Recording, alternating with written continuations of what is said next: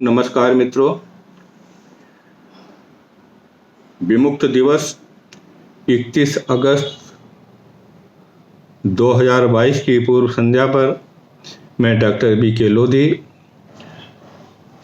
विमुक्त घुमंतु जनजाति विकास परिषद अखिल भारतीय के राष्ट्रीय बौद्धिक प्रकोष्ठ का संयोजक, आप सभी को इस महान अवसर पर हार्दिक बधाई प्रेषित करता हूं। जैसा कि आप जानते हैं कि ब्रिटिश हुकूमत के खिलाफ, या ये कहना चाहिए कि ईस्ट इंडिया कंपनी ने जैसे जैसे भारत भूमि पर अपने पांव पसारना शुरू किया था, भारत की स्थानीय जनजातियों ने, वनवासियों ने उनके खिलाफ अपनी अपनी एक क्षमता के अनुसार विद्रोह करना शुरू कर दिया था। वो चूंकि विद्रोह संगठित नहीं थे, इसलिए उन तमाम विद्रोहों को ईस्ट इंडिया कंपनी के सैनिकों ने, जिसमें कि ज़्यादातर भारतीय सिपाही भर्ती हुआ करते थे, उनकी मदद से इनको दबा दिया था। बहुत शॉर्ट में मैं बताना चाहूँगा कि एक विद्रोह उत्तर भारत में 1770 के दशक में हुआ था, जिसके बारे में पूजनीय महाश्वेता देवी जी ने विस्तार से प्रकाश डाला है, और लगभग 1993 के आसपास उनका एक आलेख प्रकाशित हुआ था समाचार पत्रों में। एक हिंदी में था, दूसरा अंग्रेजी में भी, जिस पर उन्होंने कहा था कि इन विद्रोहों को कंपनी सरकार ने दबा दिया था, परिणाम स्वरूप इनको पलायन करना पड़ा और घुमंतु जीवन यापन करना पड़ा। तो विद्वानों की हर तरह से ये राय है कि वास्तव में क्रिमिनल ट्राइब जितने भी घोषित किए गए थे, उन्होंने अंग्रेज़ों के खिलाफ हथियारबंद विद्रोह किए थे। महाश्वेता देवी जी के साथ परम सहयोगी जो थे, आज हमारे साथ में हैं। वो साथ का मतलब वो भारत में ही हैं, विदेश में नहीं हैं। उन्होंने ये स्पष्ट लिखा हुआ है कि जो विद्रोह अंग्रेज़ों के खिलाफ जिन जातियों ने हथियारबंद किया था, उन जातियों को निश्चित रूप से उन्होंने क्रिमिनल ट्राइब एक्ट 1871 के तहत जन्मजात अपराधी के रूप में नोटिफाई किया था।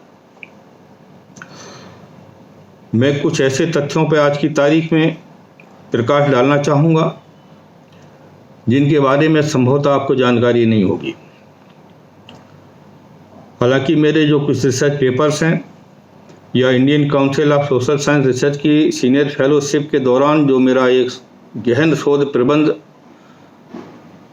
काउंसिल ने एक्सेप्ट किया है, जो शीघ्र ही आपके बीच में प्रकाशित होकर आ सकता है, उसमें मैंने इन तमाम शोध निष्कर्षों को समाहित किया हुआ है।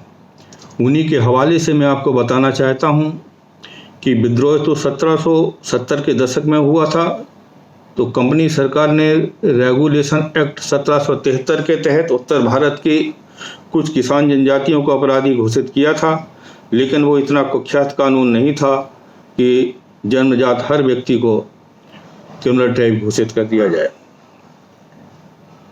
जिसको घोषित किया गया, उसके जीवन के उपरांत उनके बच्चों पर इस तरह का कोई क्रिमिनल ट्राइब कानून लागू नहीं था, जो बाद में लागू किया गया।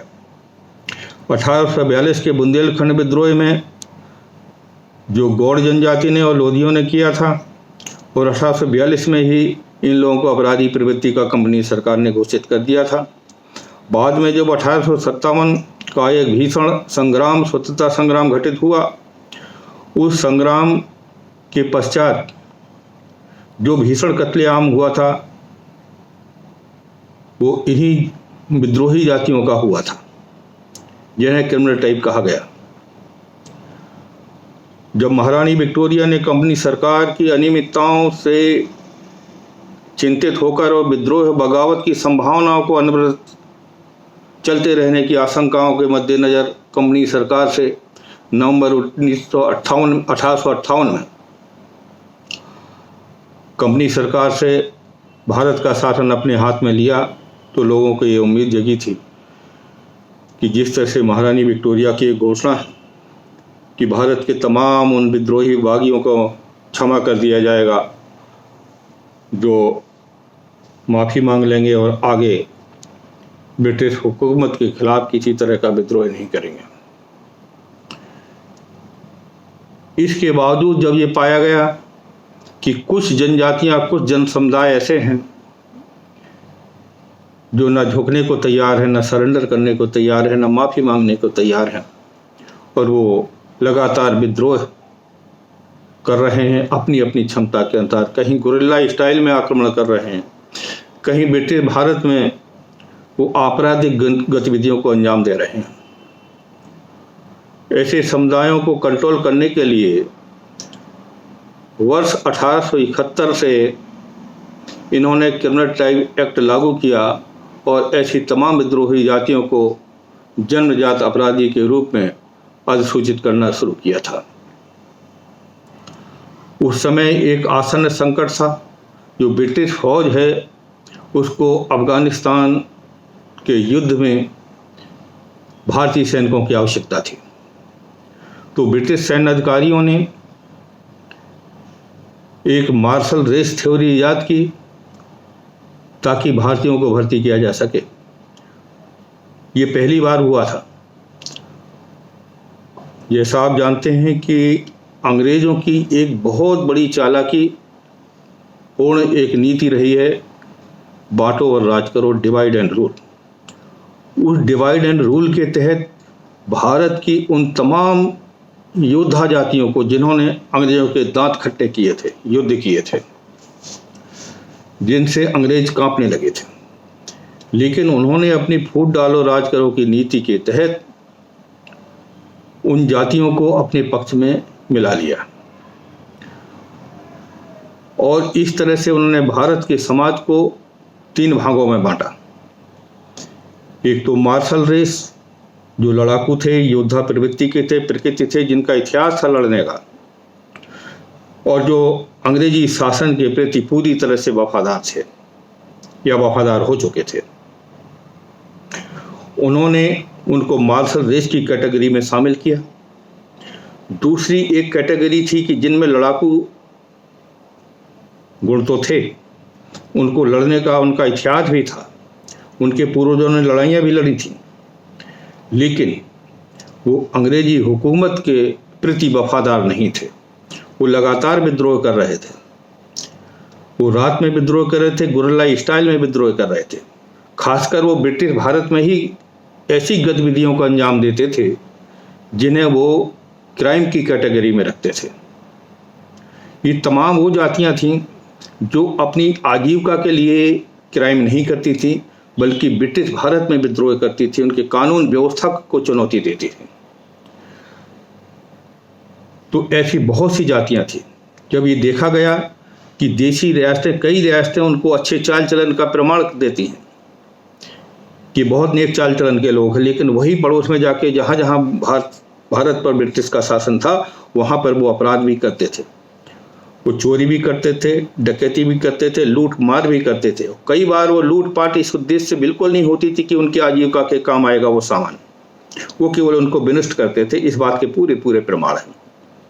उनके सामाजिक मूल्य ऐसे थे, उनकी संस्कृति ऐसी थी कि वो अपने मुखिया के प्रति, चाहे वो गांव का मुखिया हो, अपनी रियासत का राजा हो, मुखिया हो, उसके प्रति बहुत ही वफादार होते थे और उनको बाकायदा प्रेरित भी अपने राजाओं को करते थे कि अंग्रेजी हुकूमत के खिलाफ आपको हमारा साथ देना चाहिए और इनके खिलाफ हमको लड़ना चाहिए।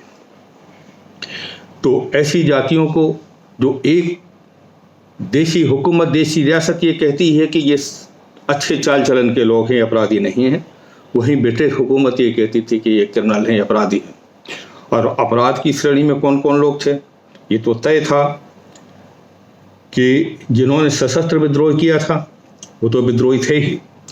दूसरे ये था कि जो या तो मजबूरी में घुमंतू बन गए थे या जिनकी संस्कृति घुमंतु थी, वो खुश थे, वो संपन्न थे इस बात में भी, क्योंकि भारत की जो इकोनॉमी थी अंग्रेजों के आने के पहले दुनिया की 1/4 GDP थी, 25% से ज़्यादा थी। जब सभी संपन्न थे तो जो घुमंतु जातियाँ थी, जो वनवासी जातियाँ थीं, या जो यहाँ के चाहे वो बंदर का नृत्य दिखाने वाले मंकी चार्मर हों, स्नेक चार्मर हों, मदारी हों, सबकी जो आय थी इतनी पर्याप्त होती थी कि कहीं विपन्नता नाम की कोई चीज़ नहीं थी। इस बात को जानबूझ के छिपाया गया है, इसकी संपन्नता को। यदि भारत विपन्न होता, गरीब होता, तो अंग्रेजों को या बाहरी लोगों को आने की जरूरत नहीं थी लूटमार करने के लिए। खैर, मैं उस तथ्य पर नहीं जाना चाहता, ये बड़ी व्यापक थ्योरी हो जाएगी। मैं बताना चाहता हूँ कि अंग्रेजों ने भारत को जो 3 समाजों में बांटा, एक तो वफादार योद्धा थे जिनको उन्होंने मार्शल रेस कहा, दूसरे विद्रोही थे, लड़ाकू थे लेकिन बागी थे, अंग्रेजों के प्रति वफादार नहीं तो उनको क्रिमिनल टाइप कहा, और तीसरा जो वर्ग था जो अंग्रेज लिखते हैं उनके हवाले से मैं कह रहा हूँ, तीसरा एक वर्ग था जो कहते हैं शिक्षित वर्ग और व्यापारी वर्ग। ये कायर क्लास है, ये कायर वर्ग है। इन्होंने कलकत्ता में जाकर बाकायदा मीटिंग की और मंदिरों में जाके पूजा अर्चना की, जिसमें ईश्वर से ये प्रार्थना की कि महारानी विक्टोरिया का अखंड शासन भारत पर बना रहे हैं ईश्वर। ये ऐसे लोग थे, और ये लोग भारत के किन्नर समुदायों से भी बदतर लोग थे। किन्नर का उल्लेख मैं क्यों किया कि यदि पहला आप क्रिमिनल ट्राइब एक्ट 1871 का अवलोकन करें तो 2 पार्ट में, क्रिमिनल ट्राइब और दूसरा इनचेस यानी किन्नर यानी हिजड़ा जिसको कहते हैं। इसके लिए अब ये एक स्वाभाविक जिज्ञासा हो सकती है कि आखिर किन्नरों ने कौन सी बगावत की होगी, कौन सा विद्रोह किया होगा जो इनका एक तरह से महिमा मंडन किया जा रहा है, इनको ग्लोरीफाई किया जा रहा है। मैं ग्लोरीफाई नहीं कर रहा हूँ, मैं वो तथ्यात्मक बातें बता रहा हूँ जो कम से कम लिखित रूप में मिलती हैं, अंग्रेजों के दस्तावेजों में मिलती हैं। जैसे मैंने कहा कि ये तमाम स्थानीय जनजातियां इनकी संस्कृति के अनुसार अपने गांव के मुखिया के प्रति वफादार होती थी, अपने राजा के प्रति वफादार होती थी, और बाहरी विद्रोहियों के, लुटेरों के खिलाफ हुआ करती थी। इनमें किन्नर लोग भी थे। मेरे अपने गांव में किन्नरों ने 1857 में 12 अंग्रेज सैनिकों को मार डाला था। इसके अलावा जो साहित्य में जो चीज़ जिस शब्द में मिलती है, जिस टर्म का इस्तेमाल किया गया है, मैं वही इस्तेमाल करना चाहूँगा। जो ये मिलता है कि झांसी में 1857 के विद्रोह में पराजित और खार खाए बागियों ने बेतवा और धसान के किनारे महिलाओं के वेश में अंग्रेजों पर आक्रमण करना शुरू किया। इनमें लोधाओं का उल्लेख मिलता है। फिर अंग्रेजों के सामने रास्ता यही बनता था कि किन्नरों को क्रिमिनल टाइप एक्ट के दायरे में लाया जाए। उनको समझ में नहीं आता था कि पुरुषों के बेस में वास्तव में ये महिलाओं के बेस में पुरुष हैं या किन्नर हैं, और एक पाबंदी लगाई कि ये स्त्रियों की वेशभूषा में नहीं रहेंगे। तो इस तरह से गणेश देवी साहब के जो ये बात है, जो इनका कथन है कि जिन लोगों ने सशस्त्र विद्रोह किया था वो निश्चित रूप से क्रिमिनल टाइप के रूप में नोटिफाई किए गए थे। दूसरा ये था कि जो हमारी परंपरागत कुछ पेशेवर जातियां थीं, चाहे वो भालू का नाच दिखाने वाले लोग हों, बंदर का नाच दिखाने वाले हों, या स्नेक चार्मर हों, ये तमाम लोग ऐसे थे। अंग्रेज भारत की सामाजिक व्यवस्था को ब्रिटेन के नज़रिए से देखते थे।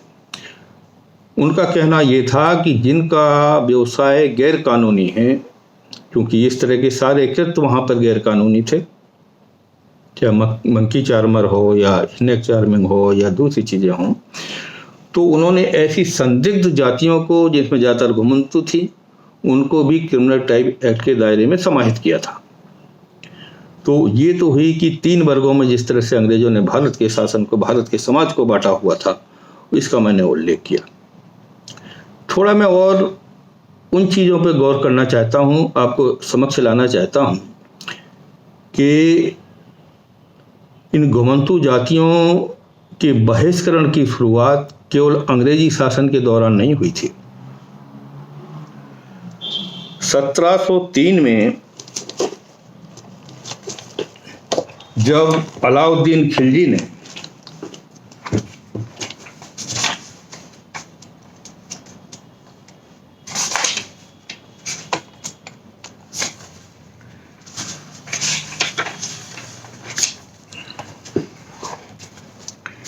मेवाड़ के चित्तौड़ पर, आप समझते हैं ये 1303 ईस्वी की बात है, 1303 ईस्वी की।